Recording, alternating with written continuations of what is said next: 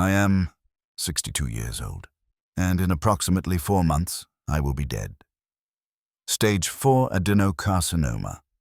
That's the clinical term. It started in my lungs, probably from the 30 years I spent breathing diesel fumes and sawdust in the Pacific Northwest, and spread to my liver before anyone caught it. The oncologist at Providence Regional Medical Center gave me the news on September 3rd, 2024. 6 months, maybe 8 if I responded well to treatment. I declined the treatment. There's no point in extending this when I know what's waiting for me on the other side. I'm not telling you this for sympathy. I'm telling you this because it's the only reason I can finally speak. For exactly 10 years, 7 months, and 24 days, I have carried a secret that cost me everything I ever cared about. My career with the U.S. Forest Service, 23 years of service, ended in quiet resignation. My marriage to Linda, 26 years together, dissolved in a Thurston County courthouse because I couldn't tell her why I woke up screaming 3 nights a week. My peace of mind, gone, replaced by a gnawing certainty that I betrayed something sacred, something that trusted me when it had every reason not to. In November 2014, I recorded 43 seconds of audio on my iPhone that proved, beyond any shadow of doubt, that we are not alone in these forests. I heard a voice speaking perfect English from a mouth that should not have been capable of human speech. And when they found out, and they always find out, I was given a choice that wasn't really a choice at all: silence, or the complete destruction of everything I loved. I signed their papers. I kept their secret. I've honored that non-disclosure agreement for a decade, even as it hollowed me out from the inside. But the NDA expires on January 15th, 2025, and I'll be dead before then. So what are they going to do? Prosecute a corpse? Threaten a man with 4 months left? I've already lost everything that mattered. The cancer took whatever they didn't. What I'm about to tell you will sound insane. I wouldn't believe it either if I hadn't lived it. But I was there. I smelled it. I heard it. I looked into eyes that held an intelligence older and deeper than anything I'd been taught to expect from this world. And I made a mistake that I will carry to my grave, which, let's be honest, isn't that far off now. November 14th, 2014. Started like every other Friday that autumn. I woke up at 4:47 a.m. in the double-wide I rented outside Amanda Park, Washington. Population 186. The alarm on my Timex expedition, the same watch I'd worn since 2003, pulled me out of a dreamless sleep. Linda had taken the house in Olympia when she left 3 months earlier, so I was living in what amounted to a furnished hunting cabin with decent plumbing. The walls were fake wood paneling. The carpet was that industrial brown that hides stains. It was temporary, I kept telling myself. Everything was temporary now. I made coffee in the Mr. Coffee 12-cup maker, using Folgers, from the red container because that's what my father drank and his father before him. Some habits run deeper than logic. The programmable coffee makers were already a thing by then. Linda had one that could brew on a timer, but I liked the ritual. Scoop, pour, press the button, wait. Simple, uncomplicated, unlike everything else in my life that year. The trailer still smelled like the Hungry Man's Salisbury steak dinner I'd microwaved the night before. That was my routine. Drive home, shower off the forest smell, heat up whatever was on sale at the Safeway in Hoquiam. Eat in front of the TV, fall asleep to whatever was on cable. I was watching a lot of Ice Road Truckers that fall. Something about watching other people do dangerous, lonely work made me feel less pathetic about my own situation. I dressed in my standard field outfit, Carhartt double-knee work pants in brown, a green U.S. Forest Service polo shirt, my Red Wing Irish setter boots, 10-inch, steel toe, the same pair I'd been resoling for 7 years. Over that, my official Forest Service fleece jacket with my name embroidered over the chest, Michael Hendricks, Wildlife Surveyor. I clipped my Motorola radio to my belt, grabbed my Forest Service ID lanyard, and picked up my keys. The drive from Amanda Park to the Quinault District office normally took about 12 minutes. That morning, I stopped at the 76 station just outside town and filled up my truck. A 2008 Chevy Silverado 2500 HD Forest Service Green, 127,000 miles on it, with a slight diesel knock I kept meaning to get looked at. $3.18 a gallon. I remember because I'd just read an article about how gas prices were finally dropping after years of being over $4. Small victories. I also grabbed a large coffee from inside. They had one of those self-serve stations where you could get flavored creamer if you wanted it, but I took mine black, and 2 Hostess donuts, powdered sugar. The kid at the counter was maybe 19, wearing a Seahawks beanie even though it was only 38 degrees. Hardly cold by Olympic Peninsula standards. He didn't look up from his phone when he rang me up. 643 Hall. I paid cash.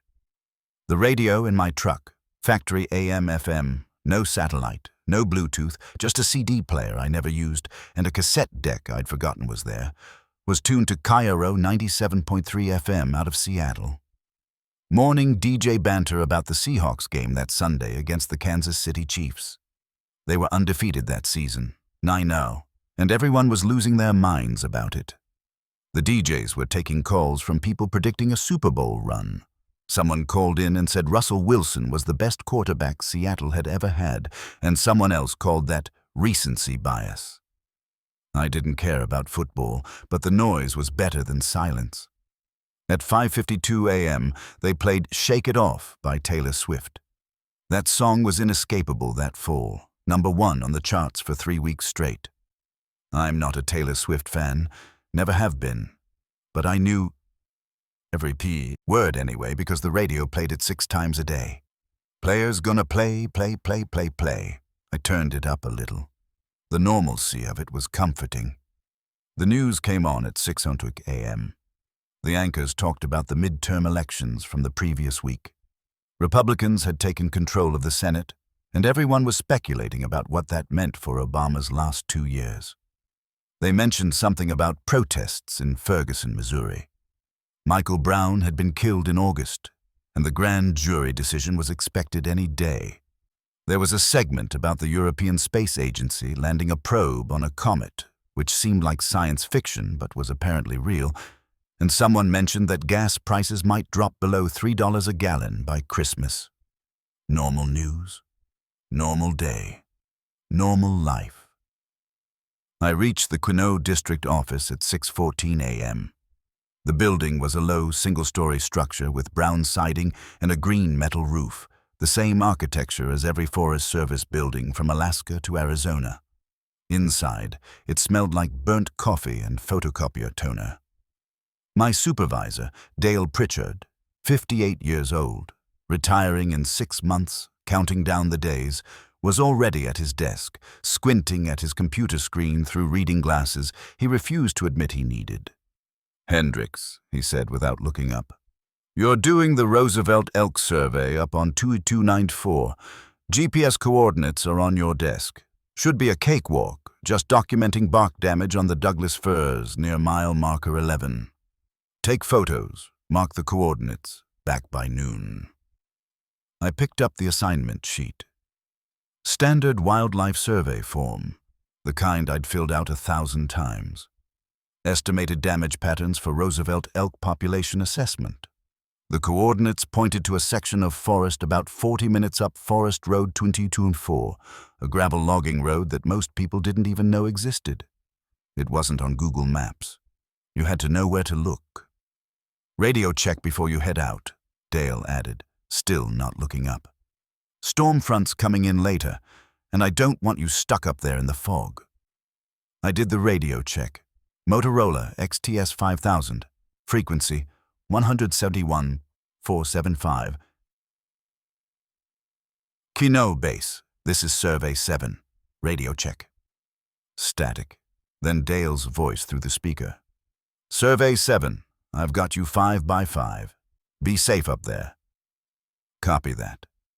I loaded my gear into the truck bed.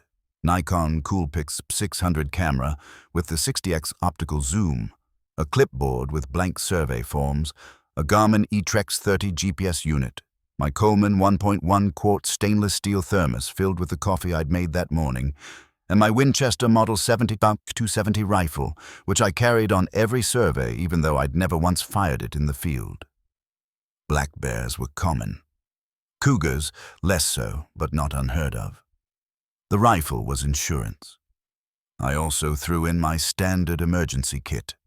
First aid supplies, emergency flares, MRE rations, water purification tablets, a Motorola Talkabout two-way radio as backup, and a Maglite 6D cell flashlight that could double as a club if things got weird.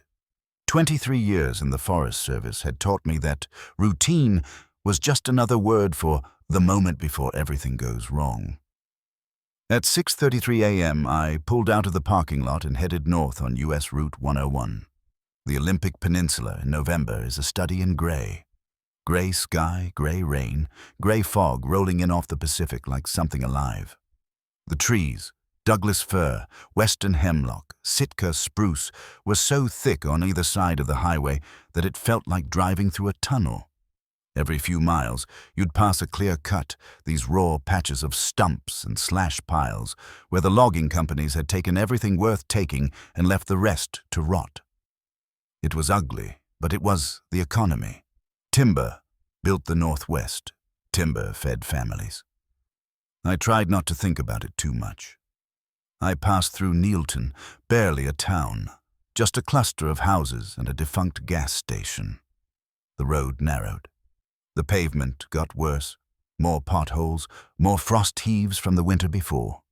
My truck bounced over a pothole deep enough that my coffee thermos jumped in the cup holder. At 6:58 a.m., I turned off Route 101 onto Forest Road 22, a two-lane gravel access road maintained by the Forest Service. The sign at the turnoff was rusted and pockmarked with bullet holes. Locals like to use it for target practice. Kinole, National Forest Boundary. No unauthorized vehicles. 3 miles up Forest Road 22, I took the fork onto Forest Road 2294. This was deep forest now. No houses, no cell phone service, hadn't had a signal since Amanda Park. No traffic, just gravel, trees, and the occasional deer watching from the shoulder. The truck's headlights cut through the fog, catching reflective eyes in the underbrush. Raccoon, maybe. Possum. Cairo 97.3 was starting to break up, the signal fading in and out. I caught fragments of All About That Bass by Meghan Trainor before the static swallowed it. I switched the radio off. The only sound now was the diesel engine, the crunch of gravel under my tires, and the rhythmic thump-thump-thump of the windshield wipers on intermittent. The fog was getting worse. Visibility dropped to maybe 40 feet. I slowed to 20 miles per hour, then 15. My rigid LED fog lights, aftermarket installed the year before, cut through the murk better than the stock headlights, but not by much. At 7:04 a.m., I passed mile marker 9. At 7:09 a.m., mile marker 10.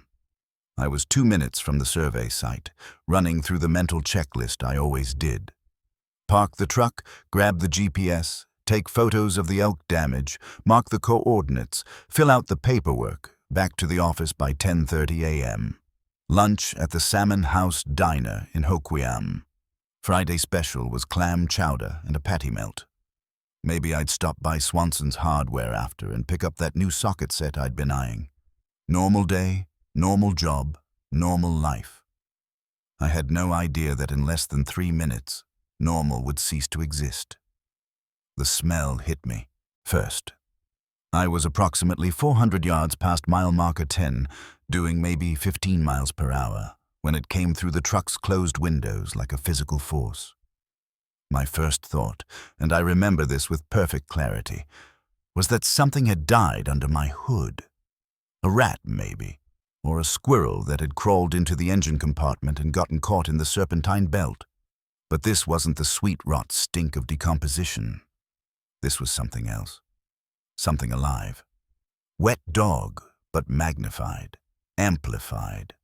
Like someone had taken the smell of a soaked golden retriever and mixed it with ammonia, with copper, with ozone, that sharp, electric smell you get right before a lightning strike. And underneath it all, something musky and organic that bypassed my rational brain and went straight to the part of me that still remembered what it meant to be prey. My eyes watered immediately. I blinked hard, thinking it was the fog, but it wasn't. It was the smell. My sinuses felt like they'd been scraped raw. I slowed the truck to a crawl, maybe 8 miles per hour, and cracked my window half an inch. The smell intensified. My stomach lurched. I've got a strong stomach. 23 years of dealing with bear kills, rotting elk carcasses, and the occasional hiker who'd been dead in the woods for 3 weeks will do that to you. But this almost made me gag. I rolled the window back up and hit the recirculate button on the climate control. It didn't help. Whatever this was, it had already saturated the cabin. Jesus Christ, I muttered, and my voice sounded too loud in the silence. I thought, bear carcass. Has to be. Maybe something killed it and dragged it close to the road, but even as I thought it, I knew it was wrong. Bear carcasses don't smell like electricity. They don't make your lizard brain start screaming at you to turn around. I should have listened to that instinct. I should have put the truck in reverse right then and there. I didn't. I kept driving, because that's what you do when you've been doing this job for 2 decades. You investigate. You document. You don't run from bad smells and gut feelings. The fog was thick enough now that I had my rigid LED fog lights on full. They cut through the murk in twin cones of white, illuminating maybe 30 feet of gravel road and the wall of trees on either side. Douglas firs, mostly, their trunks black with moisture, their branches sagging under the weight of moss and mist. That's when I noticed the silence. I'd been so focused on the smell that I hadn't registered the absence of sound. No birds, no squirrels chittering in the trees, no wind rustling the branches, just the idle rumble of my truck's engine and the faint hiss of the defrost fan. The forest was never this quiet. Never. Even in heavy fog, you'd hear a raven, a jay, something. This was the kind of silence that meant everything with a survival instinct had already left. My hands tightened on the steering wheel. My heart rate kicked up, not panic yet, but that first warning spike of adrenaline that says, "Pay attention. Something's wrong." I glanced at my dashboard clock, 7:11 a.m. I glanced at my odometer, 11.3 miles from the Highway 101 turnoff. And then I saw the tree line move. Not the way trees move in wind, not swaying or bending, moving, shifting. Something massive displacing the fog between the trunks, maybe 40 feet ahead and to the right. I hit the brake instinctively. The truck jerked to a stop. Gravel crunched under the tires. I stared at the spot where I'd seen the movement. Nothing, just fog and trees and shadows. My breath was coming faster now. I could hear it, feel it in my chest. My right hand dropped from the steering wheel to the shifter, ready to slam it into reverse. My left hand stayed on the wheel, knuckles white. 5 seconds passed. 10. You're seeing things, I told myself. Fog plays tricks. You know this. But the smell was worse now. Strong enough that I could taste it at the back of my throat, metallic and wrong.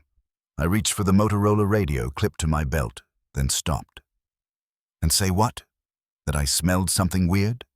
That the trees looked wrong? Dale would think I'd lost my mind. I put the truck in park and left the engine running.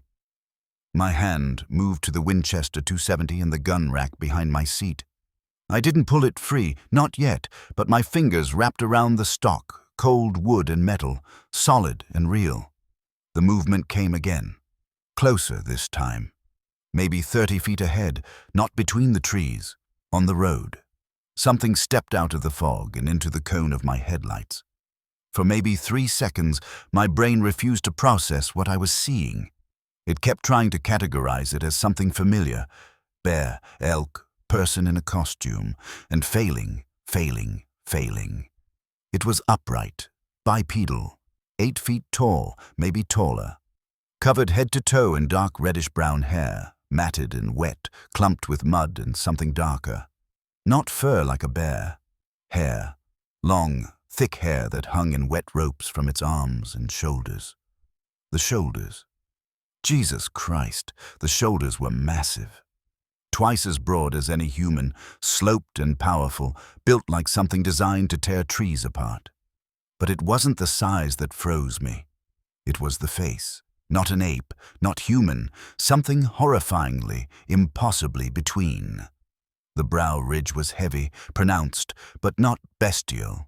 The nose was broad and flat, nostrils flaring with each breath. The mouth was wide, lips pulled back, not in aggression, but in pain, revealing teeth that were too human, too straight, too aware. And the eyes. Brown. Deeply, richly brown, the color of wet cedar bark. Not animal eyes. Human eyes. Intelligent eyes. Eyes that saw me seeing it, that registered my presence with the same shock I was feeling. It was limping. My brain latched on to that detail because it was the only thing I could process. Its left arm hung useless at its side, torn open from shoulder to elbow in a ragged wound that glistened in my headlights. I could see exposed tissue, white and pink, the wet sheen of blood still flowing. Fresh. Recent. The thing, creature, being, took another step forward, and the sound it made will haunt me until the day I die. A low, guttural moan that started deep in its chest and vibrated through the air. Not a growl, not a roar, a sound of pure, exhausted pain. The sound of someone who'd been hurt badly and was trying, desperately, not to collapse. My body locked up completely, every muscle seized. My hands were still on the steering wheel and the rifle stock, but I couldn't move them, couldn't breathe, couldn't think beyond the single screaming thought in my head, this isn't real, this isn't real, this isn't real. My heart was hammering so hard I could feel it in my teeth.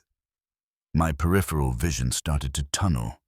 The world narrowed to just the creature in my headlights, everything else fading to black static. Fight or flight. That's what they say your body does in moments of extreme danger. Your sympathetic nervous system floods you with adrenaline, cortisol, norepinephrine. Your pupils dilate, your heart rate spikes, blood rushes to your major muscle groups. You either run or you fight. I did neither. I froze. It's called tonic immobility. I'd read about it in wildlife behavior journals, the way deer sometimes just stand there when you shine a light on them, the way possums play dead. Your nervous system gets so overwhelmed that it just stops, shuts down, goes into standby mode while your brain tries to catch up with what your eyes are showing it. I sat there, hands locked on the wheel and rifle, breath caught in my throat, while this impossible thing stood 30 feet in front of my truck and bled onto the gravel. It turned its head toward me. Direct eye contact. Sustained. 5 seconds. 10. My bladder loosened. I felt the warm spread of shame in my lap, but couldn't even process it. All I could do was stare. The creature's nostrils flared again. It was smelling me the way I'd been smelling it. Analyzing. Categorizing. Then it did something that shattered the last brittle shell of my rationality. It sat down. Not collapsed. Not fell. Sat down. Deliberately. Carefully. Like someone whose legs were about to give out, and who had just enough presence of mind to control the descent. It lowered itself onto the gravel road, that massive body folding with an almost human grace, and cradled its ruined left arm against its chest with its right hand. The moan came again, softer this time, exhausted. And somewhere in the shock static of my brain, a thought broke through.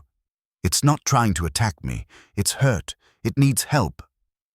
My hands started shaking, first a tremor, then a full shake that rattled my grip on the steering wheel.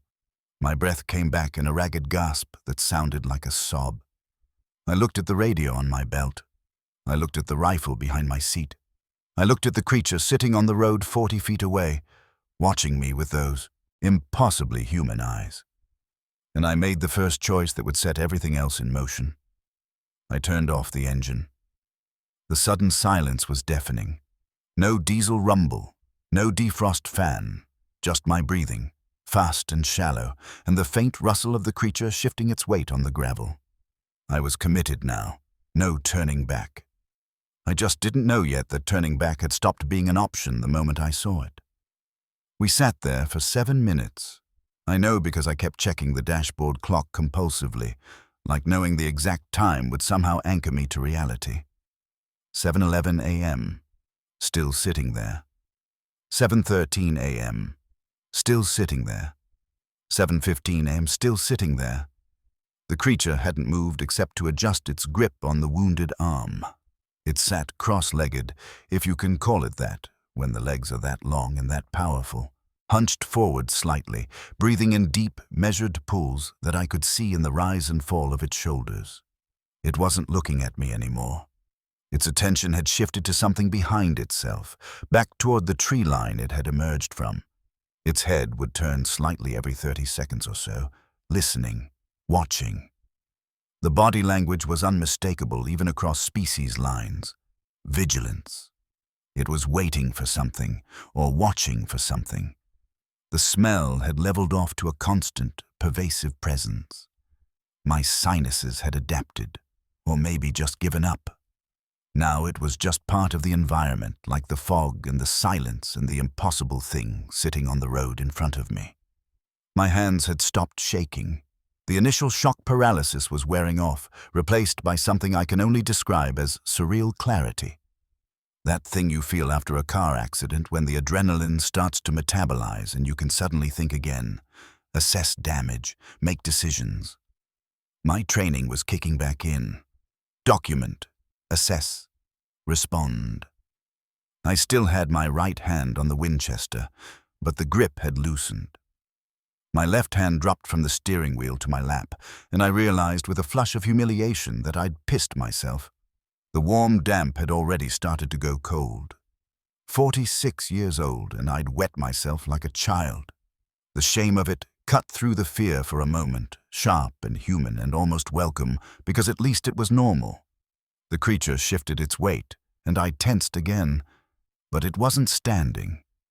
It was reaching down with its good right hand, and I'm going to call it a hand because that's what it was. Not a paw, not a claw, but a hand with a thumb and 4 fingers and articulated joints, reaching down to pick up gravel. It selected 3 or 4 small stones, examined them briefly in its palm, then pressed them against the wound on its left arm. I watched, transfixed, as it applied pressure. Deliberate, methodical, the way you'd pack a wound if you were trying to slow the bleeding, the way a person would do it. It grimaced.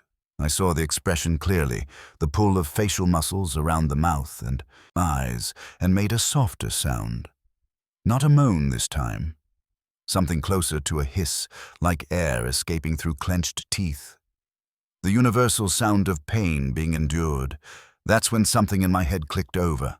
Not a switch flipping, more like a camera lens focusing. One moment the image was blurred and incomprehensible, and the next it was sharp and impossible to misunderstand.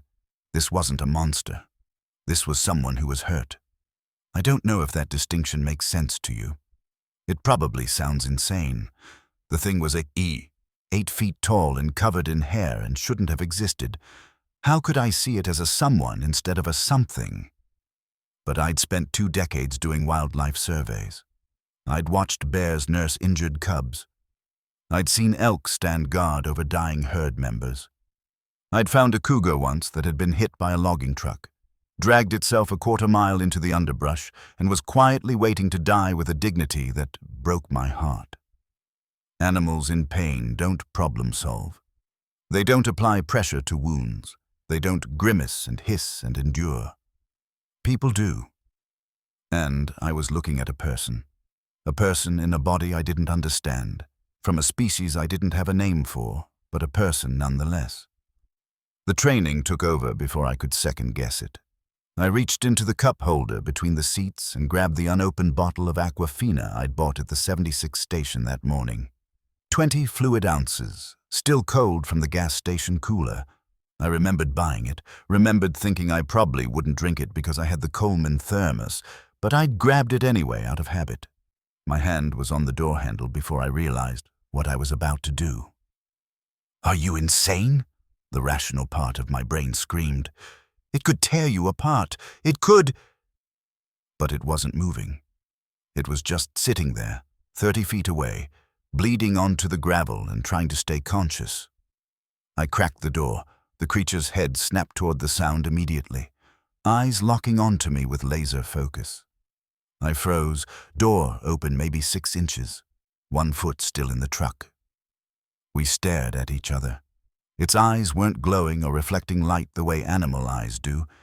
They were just eyes, brown and deep and aware. I could see white sclera around the irises. I could see the intelligence processing my movement, calculating threat level, deciding whether to flee or fight or freeze. I slowly raised the water bottle so it could see it. The movement felt ridiculous even as I did it, like showing a flashcard to a bear, but I didn't know what else to do. "Water," I said.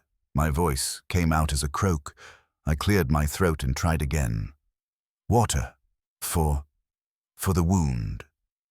I have no idea if it understood the words, but it watched the bottle.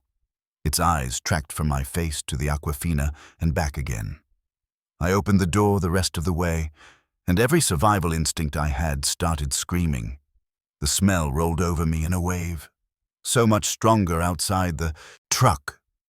My eyes watered again, but I didn't get back in. I took 2 steps away from the door, keeping my movements slow and visible, and tossed the bottle underhand. It arced through the fog and hit the gravel about 10 feet from the creature, then rolled another 2 feet closer. The bottle came to rest maybe 8 feet from where it sat. The creature looked at the bottle, then at me, then back at the bottle. It didn't move for a good 15 seconds. I could see its chest rising and falling, could see the thought process happening behind those eyes. Threat assessment, risk calculation, the same mental math I'd been doing since this whole thing started. Then it reached out with its good right arm, and Christ, the reach on that arm, it barely had to lean forward, and picked up the bottle. It held the Aquafina up to its face, turning it over in its hand. The plastic crinkled softly. It was examining the label, not just looking at it, reading it. I saw its eyes move across the text, saw the focus and comprehension. My heart was pounding so hard I felt lightheaded. The creature brought the bottle closer to its face, studying the cap. Then, and I need you to understand, I am not embellishing this. This is exactly what happened. It unscrewed the cap, not bit through it, not smashed the bottle, not tore it open. It unscrewed the cap, the way you or I would, using its thumb and first 2 fingers in a perfect 3-point grip, rotating counterclockwise until the plastic seal broke with a faint crack. It set the cap down on the gravel beside itself with careful precision. Then it raised the bottle to its mouth and drank. I watched its throat work as it swallowed. 3, 4, 5 long pulls. It drank about half the bottle, then lowered it and made a sound that wasn't pain or fear. It was relief. A soft exhalation that sounded almost like a sigh. Then it did something that made my knees weak. It looked at me and nodded once.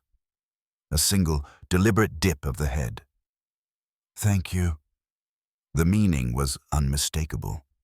The gesture was human. The gratitude was real. I stood there next to my truck, door still open, diesel still pissing warmth down my leg, and felt my entire understanding of the world crack down the middle. The creature poured the remaining water onto its wounded arm. It hissed again as the liquid hit torn flesh, but it kept pouring, rinsing away blood and dirt.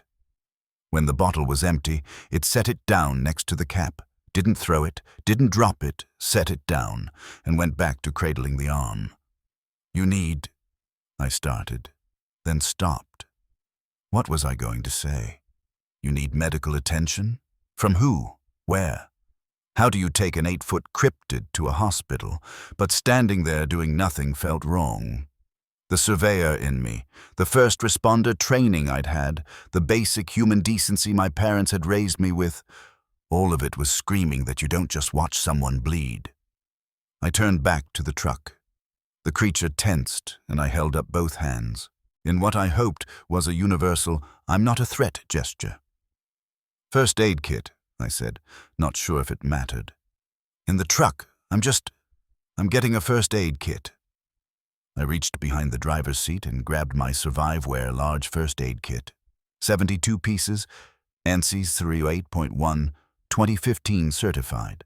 The upgraded one I'd bought after a hiker died of blood loss on the trail 3 years back because none of us had proper trauma supplies. It was overkill for elk surveys, but after that incident, I'd sworn to never be unprepared again. The red nylon bag felt heavy in my hands, real, something I understood. I turned back round, and the creature was watching me with that same intense focus. I held up the bag so it could see. "First aid," I said. Then, feeling completely absurd, I mimed wrapping a bandage around my own arm. I took 3 steps forward, then set the bag down on the gravel, halfway between us, maybe 15 feet from the creature. Then I backed up to the truck again, hands visible, movements slow. The creature looked at the bag, then at me. I could see the calculation happening. The same thought I'd had earlier. Why would it help me? But maybe it came to the same conclusion I had. Sometimes you take the help that's offered, because the alternative is bleeding to death on a logging road. It reached forward, that impossibly long reach again, and dragged the bag closer with its good hand. The sound of nylon on gravel was loud in the silence. Then it did something that made my throat tight. It opened the bag, not by tearing it or ripping the zipper. It grasped the zipper pull between its thumb and forefinger and pulled it open smoothly, like it had done this 1,000 times before. It reached inside and pulled out the rolled gauze, then the medical tape, then the tube of Neosporin antibiotic ointment. It examined each item briefly, then set them on the gravel in front of itself in a neat row. Organized, methodical. I watched, barely breathing, as it squeezed ointment onto its fingers and began applying it to the wound. Its movements were awkward. It was working one-handed, and the wound was on the arm it was trying to treat, but it managed. It grimaced and hissed and kept working. Then it unrolled the gauze and began wrapping the wound. It had to hold one end with its teeth, those 2 human teeth, while it wrapped with its good hand, around and around, covering the worst of the torn flesh. When it ran out of gauze, it tore the medical tape with its teeth and secured the wrapping. It wasn't a perfect dressing. It wasn't even a good dressing. But it was functional. The bleeding had slowed significantly. When it was done, it looked at its work for a moment, then looked at me, and smiled. I'm going to say that again because I need you to understand. It smiled, not a baring of teeth, not aggression, a genuine, weary, grateful smile. The corners of its mouth turned up. The expression reached its eyes, crinkling the skin at the corners. It was the smile of someone who'd been in pain and had just found a moment of relief. The smile of someone who was surprised by kindness. The smile of someone who was human in every way that mattered, regardless of what their body looked like. That's the moment. That's when my perception changed completely. Whatever this was, whatever I was looking at, it wasn't a monster. Monsters don't smile. Monsters don't say thank you. Monsters don't methodically dress their own wounds while sitting on a logging road in the fog. This was a person who shouldn't exist according to everything I'd been taught, but a person nonetheless, and I just helped them. The creature turned its attention back toward the tree line, and that's when I heard it, a sound I'd missed in my own shock and the ringing in my ears. A soft chittering, clicking sounds, coming from the forest. The creature made a similar sound back, tongue against teeth, a rapid-fire series of clicks that reminded me of dolphin echolocation, 3 distinct patterns, each repeated twice. And then I saw them. 3 shapes moving in the shadows between the trees. Smaller than the one on the road, maybe 6 feet tall, maybe less. Juvenile, younger. The creature on the road made another clicking pattern, more insistent this time. The shapes retreated deeper into the forest, disappearing into the fog. It had been protecting them from me. The whole time we'd been sitting here, it had been making sure they stayed hidden, stayed safe. Even injured, even in pain, its first priority had been their safety. That's when I understood with absolute certainty. This wasn't just a person. This was a parent. The creature turned back to me, and the exhaustion in its eyes hit me like a physical force. This wasn't just physical exhaustion. This was the bone-deep weariness of someone who'd been running, hiding, protecting for so long that they couldn't remember what peace felt like. I'd seen that look before, in the mirror, after Linda left, in Dale's eyes when he talked about retirement, in my father's face in his last year, when the Parkinson's had taken everything but his awareness of what he'd lost. It was the look of someone who'd lost hope, but kept going anyway because what else was there to do? The creature and I stared at each other across 15 feet of gravel and fog, and I felt something shift in the air between us. Not friendship, it was too soon for that, too fraught, but recognition, mutual understanding. We were both just trying to survive in a world that was harder than it should be. And then, in a voice that was deep and rough but unmistakably formed by a tongue and lips and vocal cords designed for speech, it said, "Thank you." 2 words, perfect English, deliberate pronunciation. My legs went out from under me. I sat down hard on the gravel next to my truck, my back against the front tire, staring at the creature with my mouth open. It could talk. The world narrowed to those 2 words hanging in the fog, between us. Thank you. My brain was trying to process it and failing. The rational part of me, the part that had a degree in wildlife biology, the part that had spent 23 years documenting animal behavior with scientific precision, was screaming that this was impossible.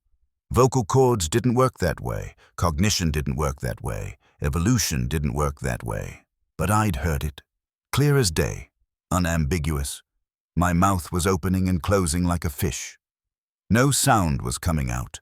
I could feel my pulse in my temples, in my throat, in my chest.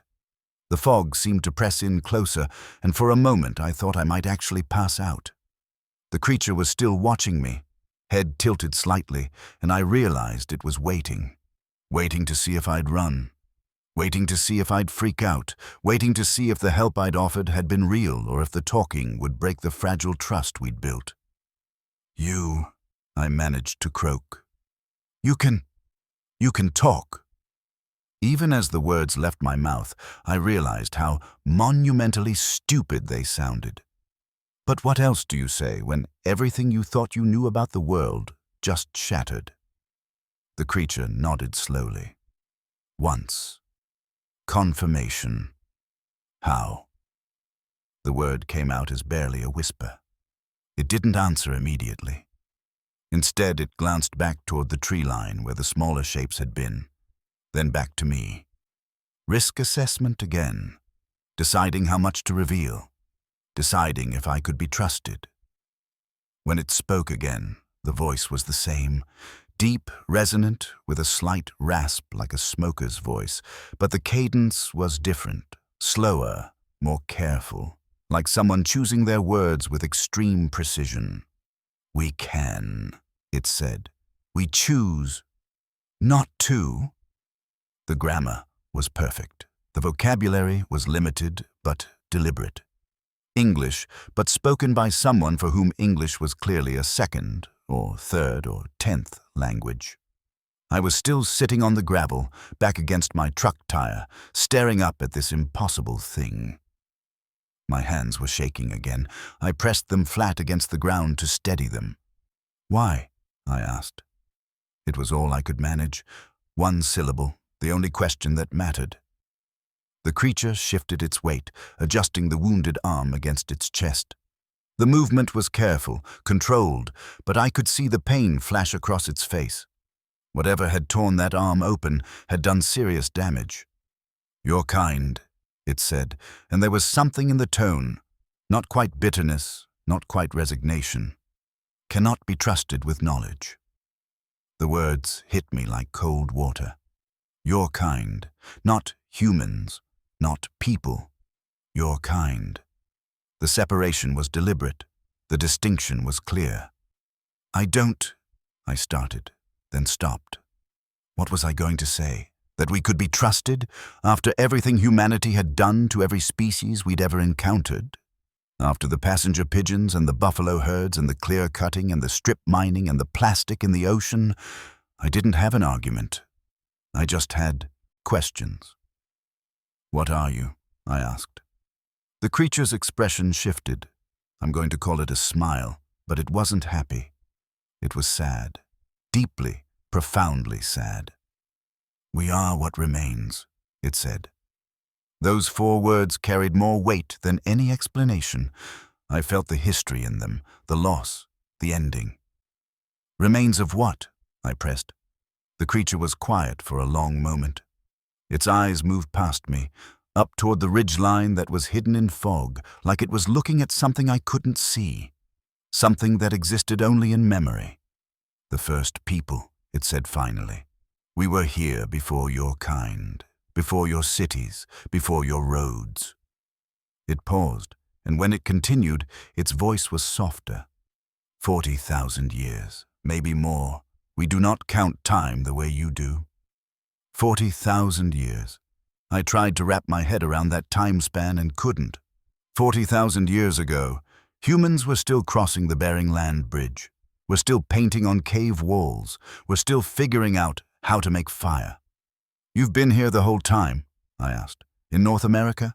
"Not just here," it said. "Everywhere. Forests, mountains, cold lands, warm lands. Wherever trees grow tall enough to hide us." Another pause. "There were many more once. Now, few." "How few?" It didn't answer. Maybe it didn't know. Maybe it knew and didn't want to say. Maybe the number was too small to speak out loud. "We watched your kind arrive," it continued. "Small groups at first. We avoided them. Then more came. Then more. Then it gestured with its good hand at the forest, at the road, at my truck. Then this. Roads, machines, fire that burns without smoke." It was looking at my Silverado's engine. "You spread like... It seemed to struggle for the word. "A virus," I supplied, before I could stop myself. The creature's eyes snapped back to me, and I saw something flicker in them. Not anger. Recognition. Agreement. "Yes," it said, simply. We sat in silence for a moment. The fog was starting to lift slightly. I could see maybe 50 feet now instead of 30. The sky was lightening from charcoal to slate gray. It had to be close to 7:30 a.m. I'd been on this road for 25 minutes, and my entire worldview had been inverted. "When did you learn English?" I asked. "Long ago," it said. "We learn many languages. We listen. We watch. We learn, but we do not speak. Safer that way." "Safer from what?" The creature looked at me with those deep brown eyes, and I saw something that made my stomach drop. Fear, not fear of me specifically, fear of what I represented, fear of my entire species. "In the time when," paused, seeming to calculate, "when the machines first came to cut trees. Big machines, your 1960s. 1960s. The logging boom, when chainsaws and industrial forestry really took off in the Pacific Northwest." "What happened in the 1960s?" I asked. The creature's expression darkened. The bandaged arm tightened against its chest. "Your government found us," it said. "Not by accident. They were looking. Men with..." It gestured at my truck again, at the radio on my belt. "Machines that listen, machines that see heat. They found 3 of us, in Oregon, near the big mountain." "Mount Hood," I guessed. Yes, that name. It nodded. They took them. We tried to stop it. They brought guns, the kind that make no sound but made a gesture with its hand, flicking fingers outward. Sleep. Then they took them in metal boxes. Tranquilizer guns. Black SUVs. Off-the-books government operation. Jesus Christ. What happened to them? I asked, but I already knew. Deep down, I already knew. The creature was quiet for a long time. When it spoke again, its voice was barely audible. They did not come back. I felt sick. Actually, physically sick. My stomach churned with the kind of nausea that comes from moral horror rather than illness. There were others? I asked. Other incidents? Yes, many. Across many forests, but after... It paused again, that same careful word selection. After Oregon, we made arrangement. An arrangement? With the government? With men in suits, not soldiers. Different. They came to us, said if we stay hidden, they will stop hunting. They will... It struggled again. Protect? No. Allow. They will allow us to exist. A treaty. An actual, genuine treaty between the U.S. government and a species that officially didn't exist. My mind was reeling. How many people knew about this? How high did it go? Presidents? CIA? Some shadow department that didn't have a name? And you agreed? I asked. What choice? The creature said, and the bitterness was clear now. Fight and die, or hide and survive. We chose survival. We always choose survival. That's why there's no clear evidence, I said, more to myself than to it.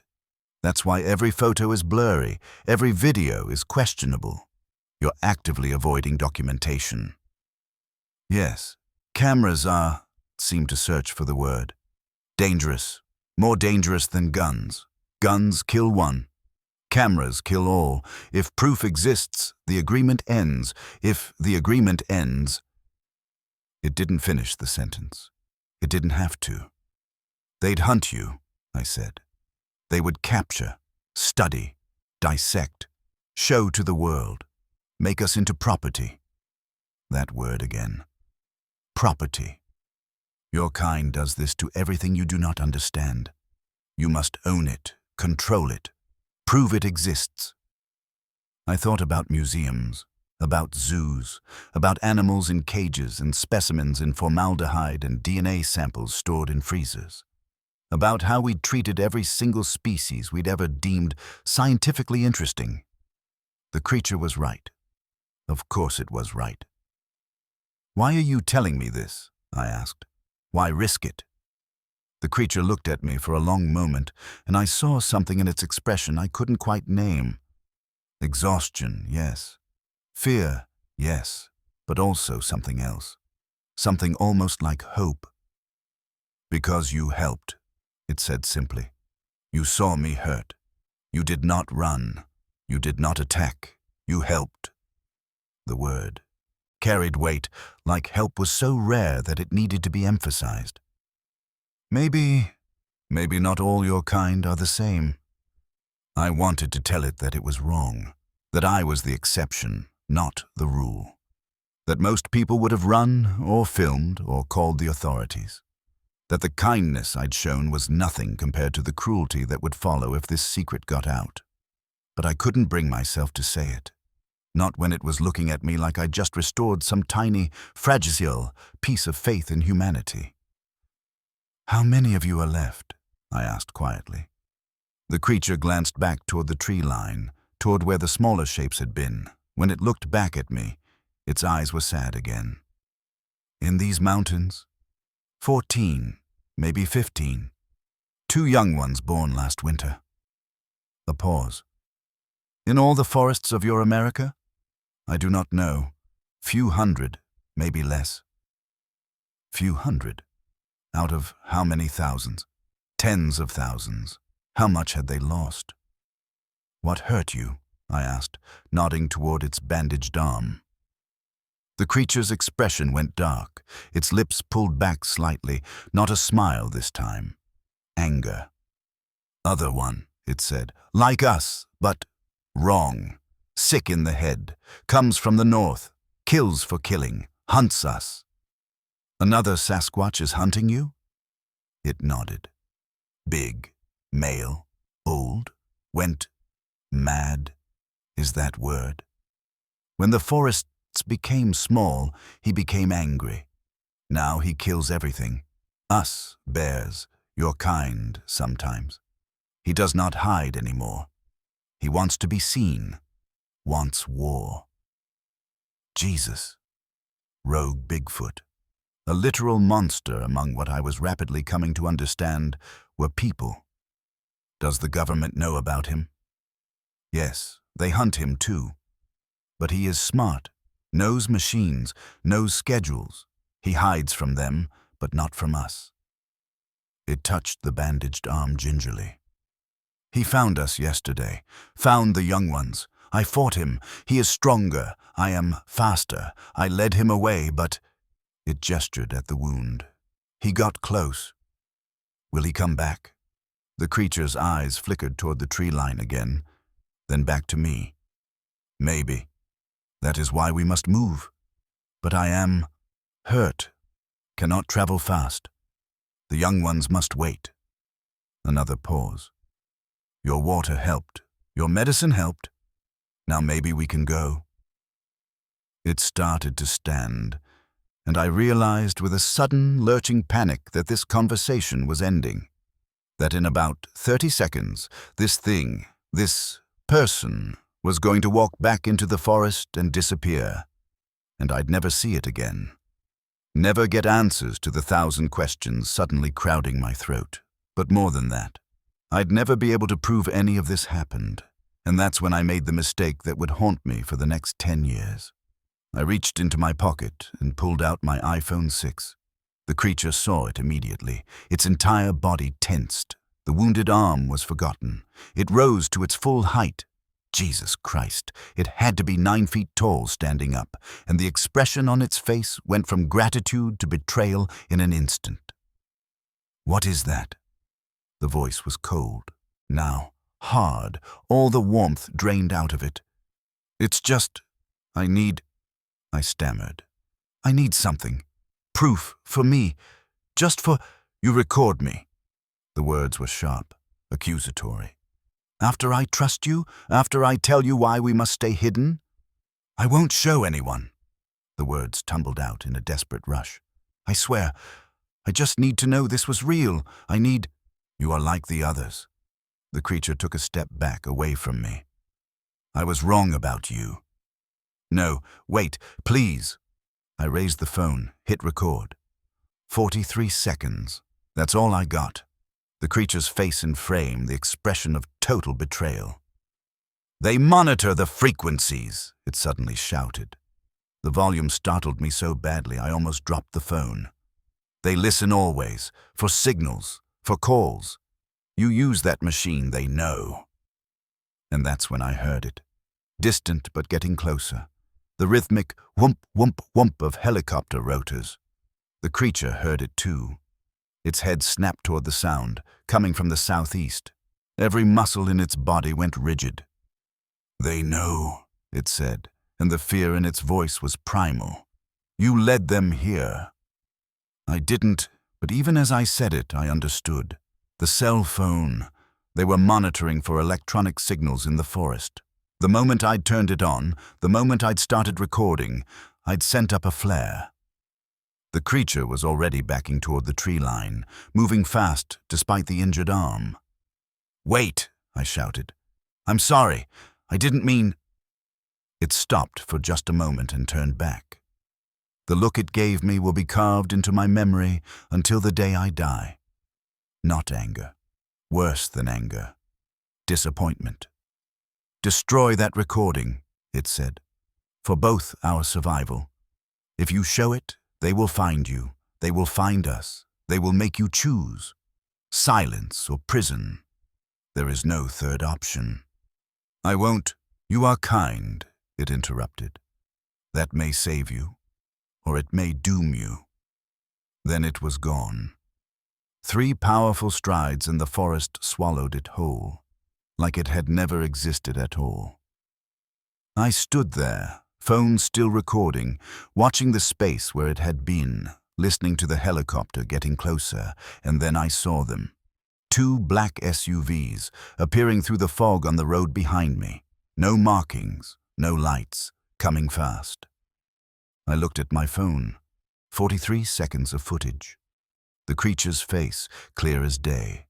The voice, the words, undeniable proof.